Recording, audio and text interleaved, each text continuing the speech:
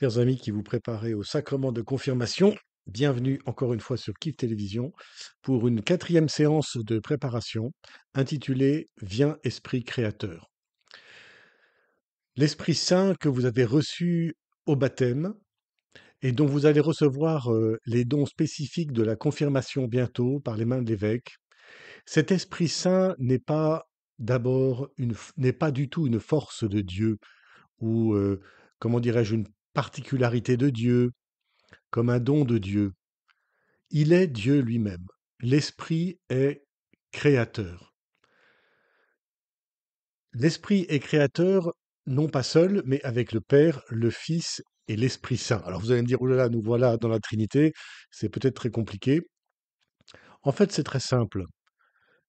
La Trinité, c'est un seul Dieu, une seule substance divine. Il y a un Dieu, mais ce Dieu n'est pas euh, monolithe, il n'est pas comme un bloc de métal fait d'une seule matière en quelque sorte. Il est tout entier divin, mais il est communion de trois personnes. Il est dynamique. C'est une unité dynamique. C'est pas une unité monolithique comme une pierre, mais c'est une unité dynamique, comme un être vivant, un seul être vivant constitué d'une multitude, on pourrait dire, d'organes. Bon, c'est une manière de parler. Ainsi, un seul Dieu qui est communion, communion d'amour qui est à l'origine de tout ce qui existe. Il est un seul Dieu, donc tout ce que fait soit le Père, soit le Fils, soit l'Esprit, les autres le font aussi. Un seul Dieu, une seule action, une seule volonté, une seule pensée. Dès lors, la pensée de la création et l'acte de la création est un acte autant du Père, du Fils que de l'Esprit Saint. Mais ces trois personnes distinctes, un seul Dieu, trois personnes distinctes, qui d'une certaine manière ont chacun leur place, on pourrait dire leur rôle dans la création. C'est une manière de dire. Quel est celui de l'Esprit Saint? Alors avant tout, je vous invite à faire une expérience que peut-être vous avez déjà fait, mais peut-être pas. C'est une expérience rare, une expérience techniquement que l'on appelle métaphysique, c'est-à-dire qu'elle touche à l'existence même des choses. Une chose est ce qu'elle est et elle existe. Par exemple, une tasse existe. Une tasse peut avoir une sœur jumelle exactement identique. Pourtant, ces deux tasses sont deux objets différents, deux existences différentes, même si elles sont totalement identiques. Voyez, pour chaque chose, il y a ce qu'on appelle l'essence, ce qui fait quelle est cette chose, la porcelaine, la forme de la tasse, la couleur de la tasse. Et puis, il y a le fait qu'elle est là, qu'elle existe. Et donc, qu'elle peut, dans une même essence, dans une même matière, on peut en quelque sorte se multiplier en plusieurs individus. Voilà. On peut avoir des tasses strictement identiques et en avoir plusieurs, en avoir de nombreuses. Ainsi donc, vous voyez, l'expérience à laquelle je vous invite d'entrer, peut-être que ça ne se fait pas du premier coup, peut-être que ça réclame de la prière, de la concentration, de l'intériorité. Peut-être que vous pourrez la faire chez vous, tranquillement. C'est une expérience très forte. Si on y arrive, il y a généralement un avant, un après. Ça peut faire peur. Mais c'est une expérience très forte qui est fondatrice, qui est très positive, qui est très constructive. C'est l'expérience métaphysique. Déjà de découvrir ce que je viens de dire expérimentalement, c'est-à-dire que les choses existent. Elles ont un poids, elles sont là. Que je ferme les yeux ou que j'ouvre les yeux, elles sont là. Que je quitte ma chambre ou que je sois dans ma chambre, cette chaise est là. Quand je ne suis pas là, la chaise est toujours dans ma chambre, elle est là. Les choses existent, ont une sorte de poids. Elles ne sont pas seulement l'objet de mon imagination ou le reflet dans mon intelligence de mon regard sur la chose. Elles existent elles-mêmes, que je les vois, que je ne les vois pas, que je les touche, que je ne les touche pas, que je les ai créées ou que je ne les ai pas créées. Il y a beaucoup de choses qui existent sans que personne ne les ait jamais vues. Pensons à tel animal, telle pierre, telle plante au fin fond de la jungle. Aucun homme ne l'a jamais vu. Ça n'a pas empêché de naître, de grandir, de fleurir, de se multiplier et de mourir. J'existe, j'ai un poids. Je suis moi, mais au-delà de ce que je suis, avec mon caractère, ma taille, mon âge, mon visage, ma particularité, je suis, j'existe. Alors c'est déjà une grande expérience que de faire ça. L'autre grande expérience, c'est de découvrir par cette première expérience que Dieu est celui qui existe par lui-même et qui fait exister toute chose. C'est Dieu qui fait que chaque chose est là, qu'elle existe, qu'elle est tenue dans l'être, qu'elle soit. Chaque chose, chaque être, et chaque être humain, et moi-même.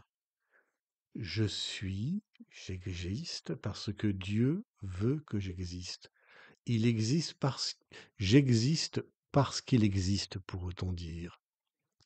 Mais on pourrait inverser cette expérience que j'ai faite un jour où j'avais perdu absolument la foi, totalement, dans une nuit totale, mais je faisais toujours l'expérience que j'existais.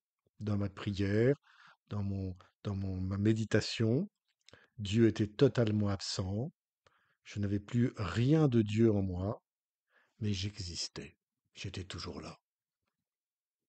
Alors j'ai fait l'expérience de me dire, Arnaud, si tu existes, peut-être que Dieu existe aussi, parce que c'est lui qui me fait exister. Alors après, la foi est revenue petit à petit, mais vous voyez, cette expérience profonde est importante, parce que nous découvrons que nous n'existons pas par nous-mêmes, que quelqu'un nous porte dans l'être d'une certaine manière, que quelqu'un nous fait être sans cesse. Vous voyez, dans ma liberté, il me fait être et il me fait être libre, comme je veux, penser ce que je veux, dire ce que je veux, faire ce que je veux. Pourtant, il me tient toujours dans l'être, il me fait toujours exister. Même quand je fais le mal, Dieu me fait toujours exister. Parce que le don de Dieu est sans retour et sans repentance. Dieu m'a fait exister dans son cœur. J'existe depuis toute éternité, puis j'existe dans le temps, depuis ma conception, et j'existe aujourd'hui, et j'existerai en Dieu pour toujours. Voyez, j'existe. Alors je vous invite à méditer là-dessus. L'Esprit Saint est Dieu créateur. Il est celui qui me fait exister. Il n'est pas une force, il n'est pas quelque chose qui seulement traverse mon cœur comme quelque chose qui le réchauffe, qui lui donne de l'ardeur ou qui me donne la foi. Vous voyez, c'est très utile, on pourrait dire, comme un fluide, une énergie. Non, il est celui qui me fait exister parce qu'il est Dieu. Dieu fait exister toutes choses, et Dieu seul existe par lui-même. Dieu seul n'a besoin de rien ni de personne pour exister. Dieu existe depuis toujours, pour toujours, et il fait être les choses et les êtres en lui. Nous sommes tous en Dieu, tous les êtres humains, toutes les choses, tous les êtres vivants, c'est lui qui nous fait être. Voilà. Et lui, il est depuis toute éternité. Et nous sommes, depuis toute éternité, dans sa pensée, d'une certaine manière, dans sa volonté, dans sa pensée. Le temps lui-même est en lui. Alors c'est un grand mystère qui peut peut-être faire un petit peu donner le tournis, mais je vous invite à y réfléchir et à prier, vraiment. C'est important. L'Esprit Saint est celui qui vous fait être. Voilà, donc, une première affaire très importante. Mais l'Esprit Saint est aussi celui qui continue à nous créer. C'est-à-dire que Dieu n'a pas créé le monde dans une espèce d'impulsion initiale, vous voyez, comme quelqu'un qui fait basculer un rocher par-dessus un ravin et le rocher roule.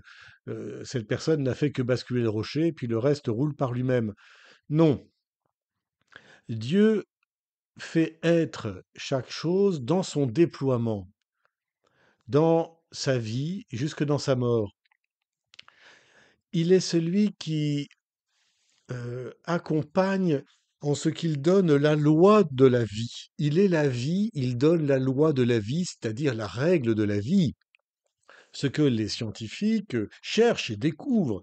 Et c'est parce qu'ils ont foi d'ailleurs en cette loi de la vie, ils ont foi en ce que cette loi est rationnelle, est cohérente et qu'elle existe surtout, que les scientifiques travaillent. S'ils n'étaient pas croyants en l'existence de cette loi, ils ne travailleraient pas parce qu'ils n'auraient aucune chance de trouver quoi que ce soit. C'est parce qu'ils espèrent bien trouver et qu'ils ont déjà trouvé et qu'ils comptent bien trouver toujours davantage qu'ils explorent le vivant pour en connaître toujours davantage la loi de vie. Cette loi de vie, elle est sagesse de Dieu, elle est intelligence, elle est sagesse. L'homme ne se l'est pas donnée à lui-même, il la découvre parce qu'elle existe, et il croit qu'elle existe. C'est un acte de foi parce qu'il n'en découvre qu'une minuscule partie, et il espère que l'immensité de la connaissance qui reste encore à trouver existe bien elle aussi, et que finalement ce réel est bien porté par une sagesse qui la dépasse, ou en tout cas qui dépasse totalement notre propre sagesse, notre propre capacité de connaissance et d'acquisition. C'est la foi du scientifique, finalement, qui est déjà bien proche de la foi de l'homme de Dieu, qui fait d'ailleurs que beaucoup de scientifiques sont aussi des hommes de Dieu comme scientifiques, parce qu'ils découvrent cette loi et qu'ils en sont émerveillés et qu'ils ont fondé toute leur vie scientifique sur cette foi en cette science. Eh bien, cette sagesse de Dieu, cette loi qui gouverne toutes choses et en laquelle les scientifiques croient, sans y mettre le nom de Dieu, mais ils y croient forcément, sinon ils arrêteraient de travailler, eh bien, cette sagesse de Dieu, elle est celle de l'Esprit. L'Esprit organise tout.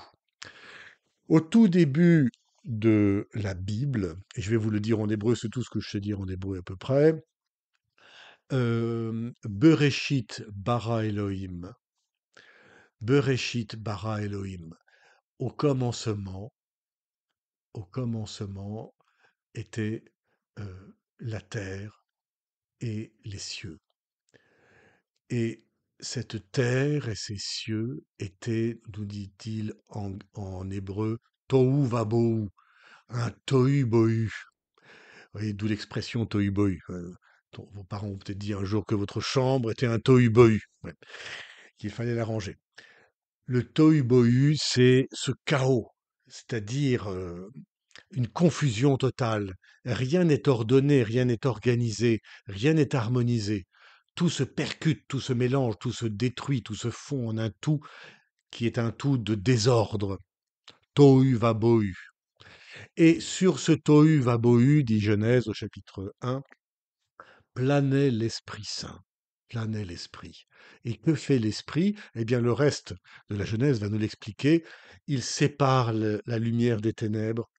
Il sépare les eaux du ciel des eaux de la terre. Il sépare euh, l'inerte du vivant, euh, les plantes de la terre, etc., etc. Tout prend sa place, tout se distingue. La création s'opère par séparation, puis par alliance de ce qui est séparé pour faire un tout harmonieux, vous voyez. C'est vraiment l'acte de l'intelligence, cela. L'intelligence, c'est pas de dire oh bah tout est pareil, tout ça c'est pareil. Ça c'est la parole de l'abruti, de l'imbécile, de l'inintelligent. L'intelligent va au contraire distinguer les choses. Ah ben ceci est comme ci, mais ceci est comme ça. Et il faut à l'intérieur de ceci distinguer deux parties, ceci et cela. Et dans chaque partie, il y a encore ceci et cela. Et ceci et cela travaillent ensemble. Effectivement, elles s'articulent de cette manière, de sorte que l'ensemble est un ensemble complexe, mais harmonieux, qui fonctionne l'un avec l'autre. Toute réalité intelligente fonctionne de cette manière. Le vivant, tout le vivant fonctionne de cette manière. Tout le vivant est organisé à partir d'organes différents qui fonctionnent chacun en eux-mêmes, mais en relation avec les autres. Et le vivant lui-même est ainsi, la terre elle-même est ainsi, tout est lié. Et nous le savons bien puisque en détraquant une partie de la terre, actuellement le climat, mais pas seulement le climat, tout l'ensemble part en catastrophe, vous voyez, parce que tout est lié. Et la manière dont nous vivons ensemble, entre humains, va aussi impacter sur la manière dont la création peut ou non se déployer, ou au contraire se détruire. Alors nous voyons bien que cet acte de l'intelligence qui sépare et qui harmonise, c'est l'acte de l'intelligence, de la sagesse, et de la sagesse suprême, de l'Esprit Saint, qui organise, qui distingue et organise les choses d'une manière totalement fulgurante. N'importe quel scientifique, dans n'importe quelle matière, vous dira ce que je dis là. C'est à la fois d'une complexité inouïe, c'est-à-dire que tout est séparé de manière extrêmement fine, et en même temps, tout s'articule à tout d'une manière inouïe, telle que les hommes n'en ont jamais fini de le découvrir. Voilà l'acte de la sagesse de Dieu, voyez, qui est harmonie et qui est présente à la terre entière, qui est partout.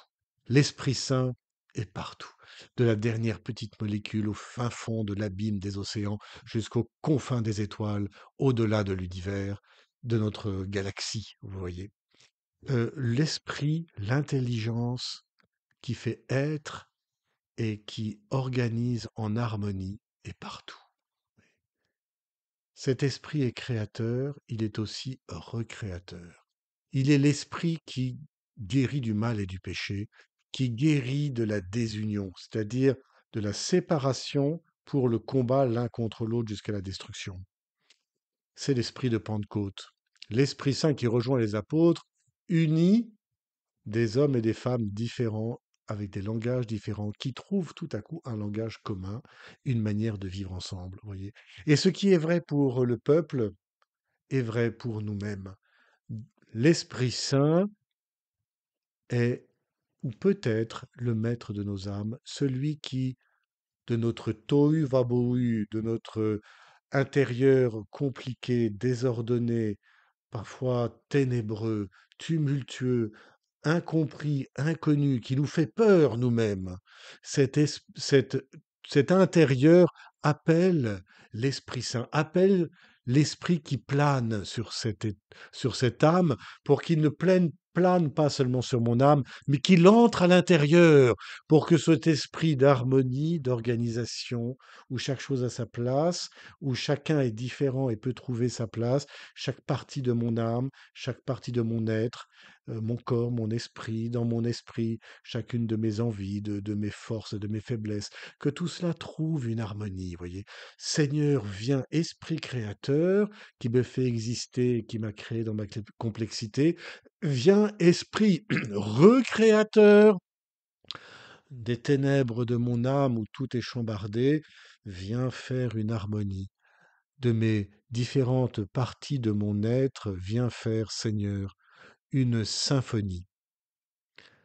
À très bientôt et à la semaine prochaine.